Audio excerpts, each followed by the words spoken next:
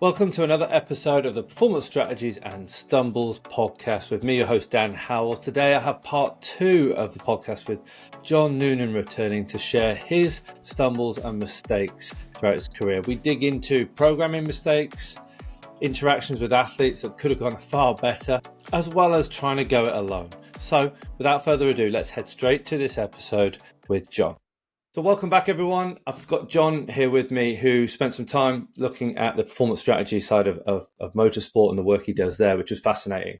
Today, we're going to go a little bit more into John as a practitioner. I'm sure we're going to reflect further back in his career.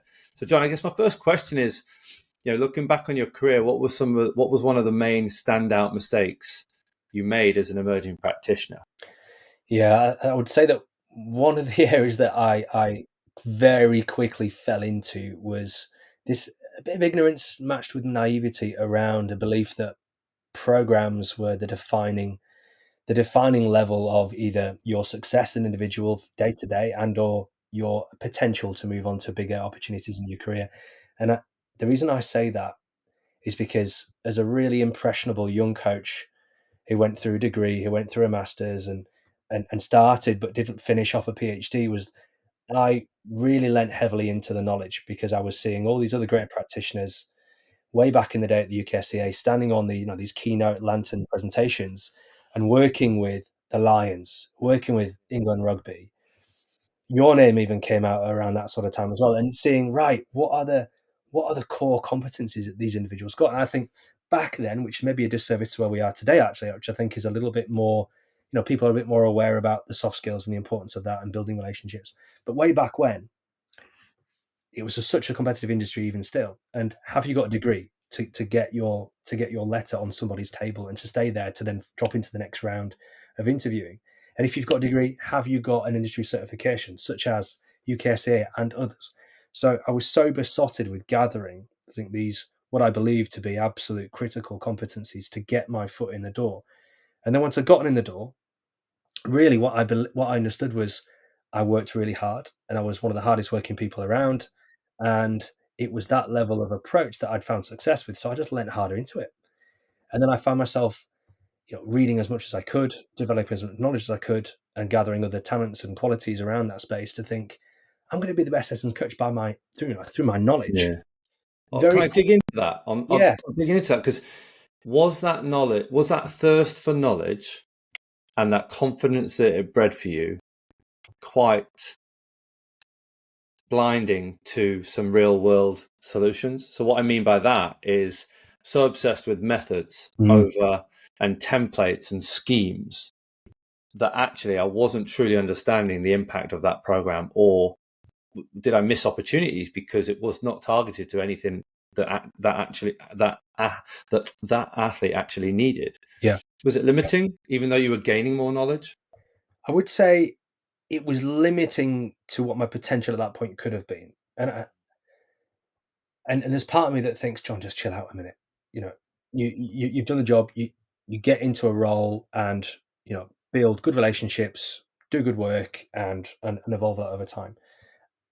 What I found myself doing, perhaps because of where I was as well, I'd gone through a couple of voluntary positions within the region, started in a Hull City Football Club, and at the time, you got such a small amount of time to even present, do sessions.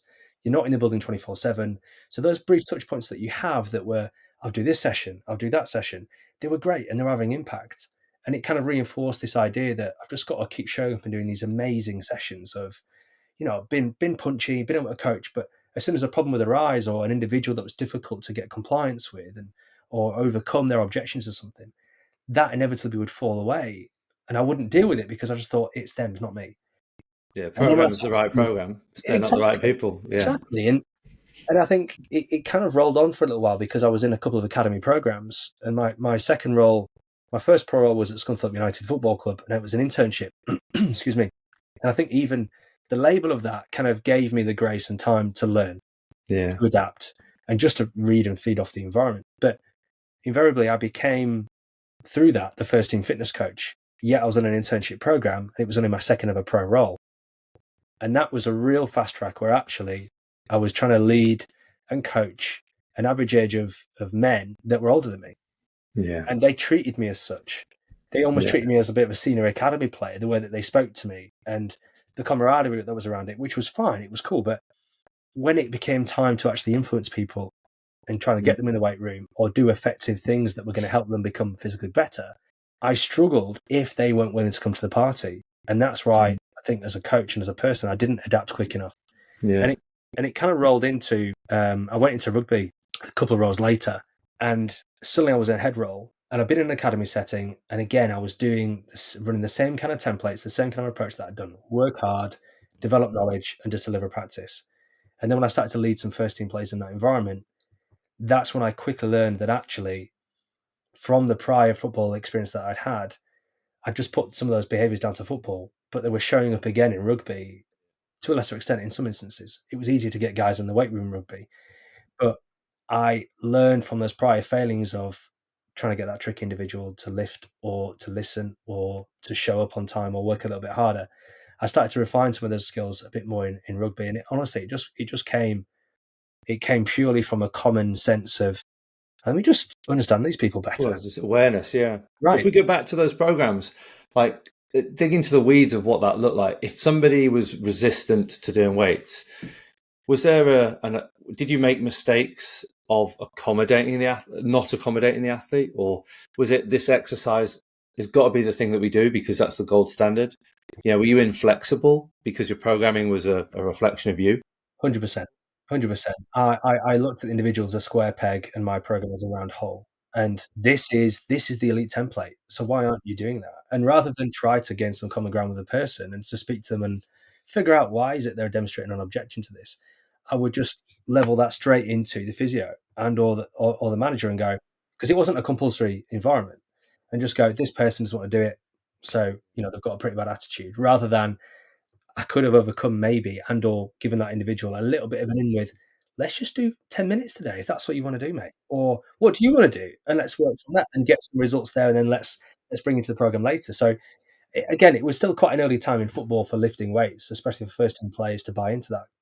And I'd started to get some joy through certain alphas in the group who, loved training and such, and you kind of get your wins from them, and then that kind of, as an example, spreads a little bit by osmosis into some of the trickier characters. But nonetheless, I didn't come to the party with a set of tools socially and psychologically to deal with some of those shortcomings, or adaptable decision making for programming. And that's one thing that I think, we look at templates, we look at program design, we don't think about them. We think about them as exercises, or young emerging practitioners tend to think about them exercises because they're taught like that, as opposed to stimuluses.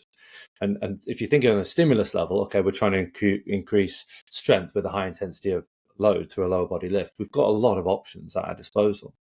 I wonder if was your background rugby, or you probably had a better training history than the players you were programming for, right? Yeah, it was predominantly in football actually, but I'd spent a lot more time. I'd actually spent about 5 years coaching in gyms as a PT before I'd started working in football. So it was a domain I was very comfortable in. And I think, was your context was that your context for working with those athletes that you went, well, if my Gen Pop person can lift 100k for 5 reps, did you chase that with your footballers? Was that a mistake? there was an element of that where I thought, well, these guys are elite, so surely they're already doing these basic things, and I've got to level up with this advanced programming. And making the mistakes of doing high load RDLs 2 days before a game and wondering why this guy's talking about sore hamstrings. Like, mate, calm down. What are you talking about? You've been a bit soft. It was that. It was stereotyping that, which was wrong. But it was again through those errors, and a few of them were nice enough to sort of remind me that, mate, that's not ideal, and we need to be doing this. Did I overcome those things? But for sure, the tricky look, I think in any program, sure, the success is defined by trying to get some good results, improving, I don't know, outcomes of strength, power, speed, whatever. But I think by and large, sometimes a bigger success definition is, can you get the tricky characters to do the things that are going to keep them healthy enough to then maybe in time or longer down the path start to do some of the more performance orientated stuff that they lean into. But it's just understanding how to play those individuals. Again, I'm loving just sticking on this programming route at the minute because it's so relevant for a lot of emerging coaches in the strength and conditioning field. But Do you look back at that program and did you write program design? Did you have a program design approach in spite of the sport? Like, in all honesty, was it that it was like, this is what I think an athlete should be like, or was there at that stage of your career a consideration to understand the game style or what was most important for the head coach, etc.? Did any of that come into the mistakes? No, it didn't. I didn't have the foresight at the time to go to the coach and ask, right, how would you like to set up your midfielders physically? And what kind of things would you like them to do physically?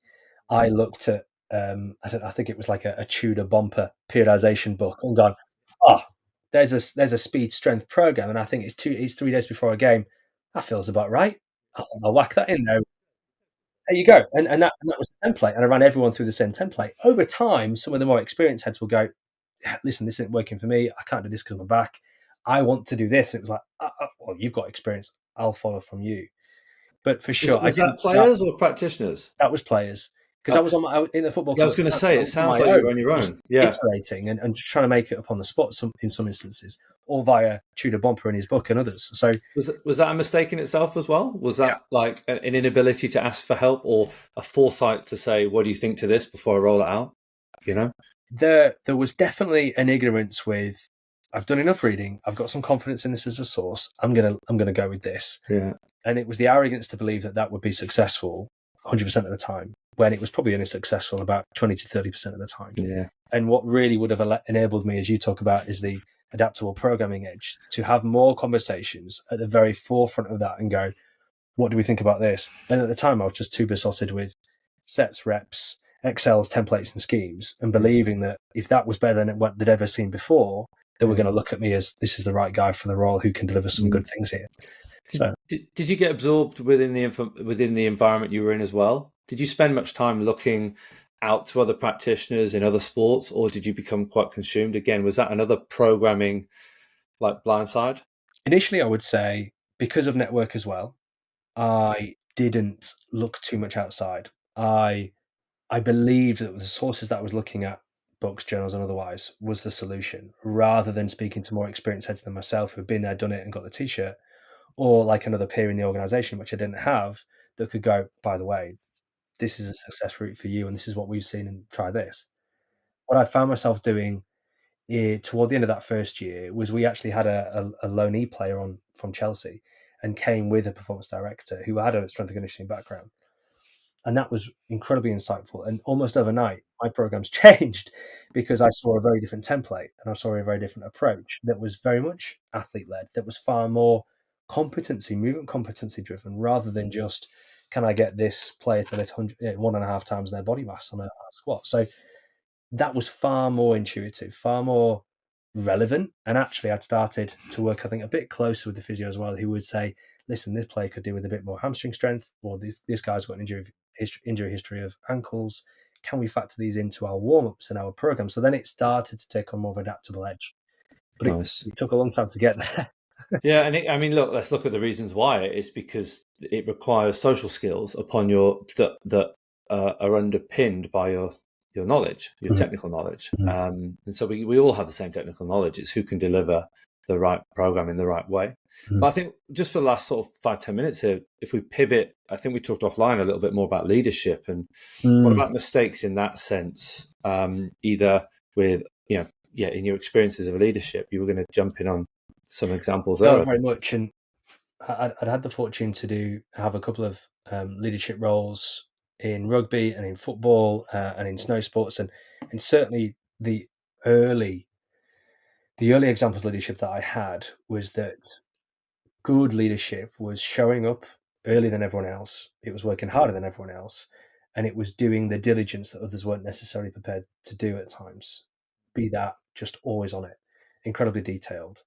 Um, Almost delivering the best sessions, like being the best character on show at that time. Even taking on a bit of a front and a show to show that I could be the guy that would, build great relationships, get great rapport, and have people laughing, but doing great work at the same time.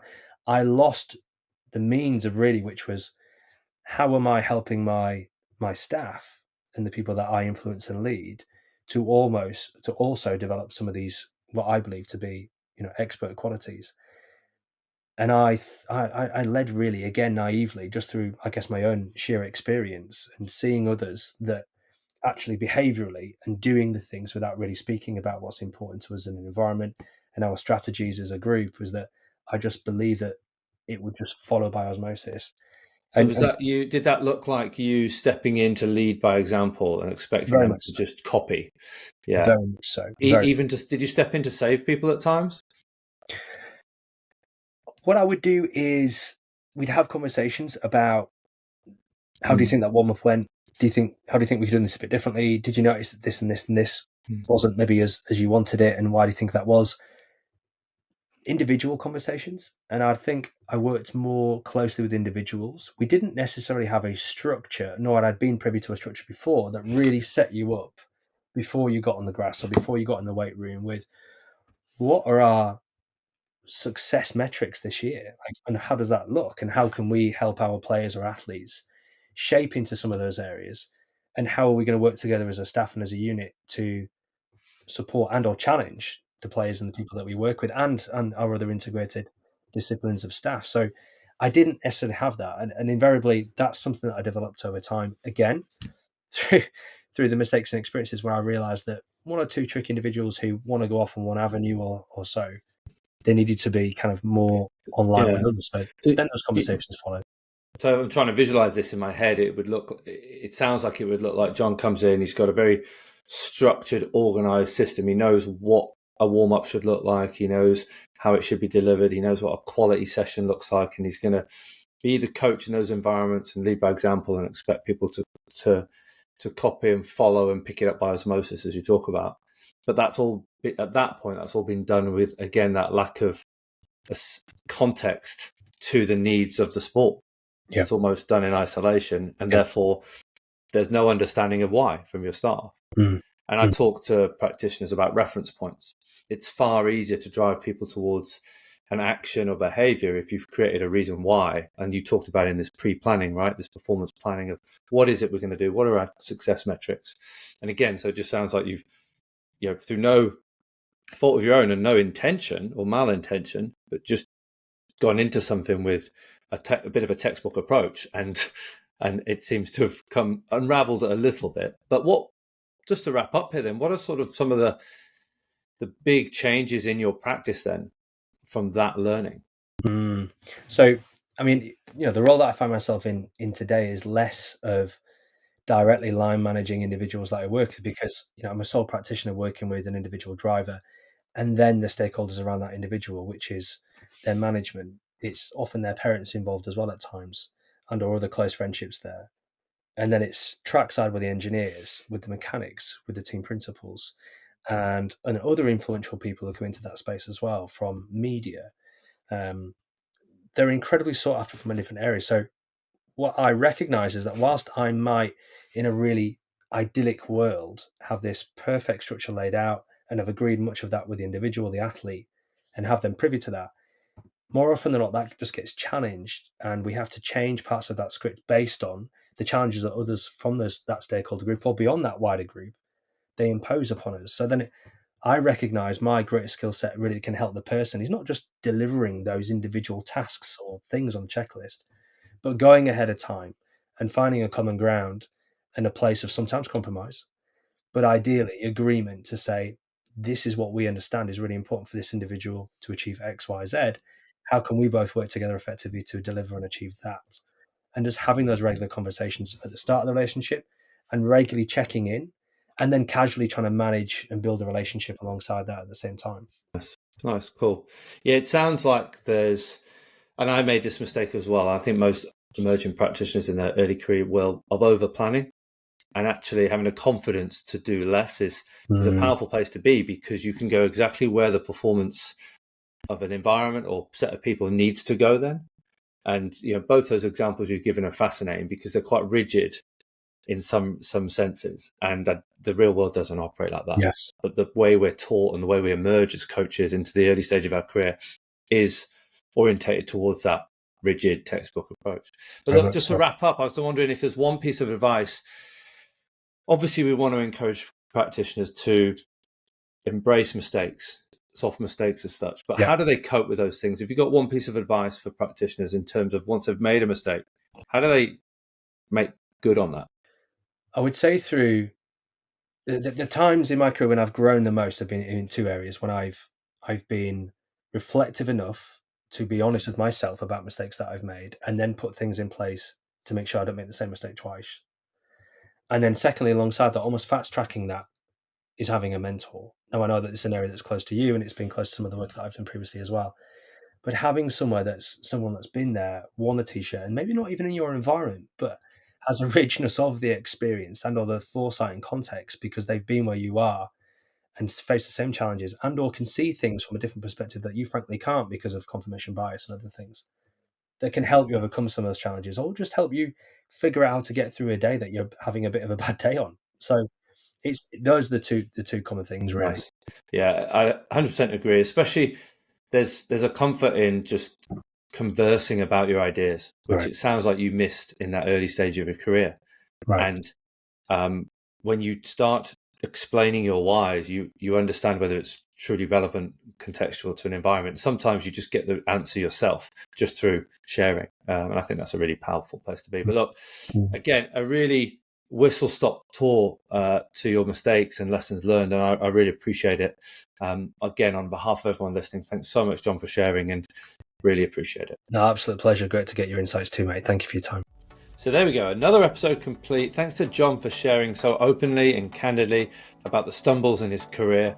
I hope you learned some lessons from the mistakes John made, and hopefully they prevent you from making some of the similar ones. Or maybe you can go, me too, I've made those mistakes as well. It's not just me. Next week, we move on to an episode with Phil Scott from England Cricket, where we look at program design for batters within cricket, most specifically. So please tune into that next week, and I hope you're enjoying the podcast format so far.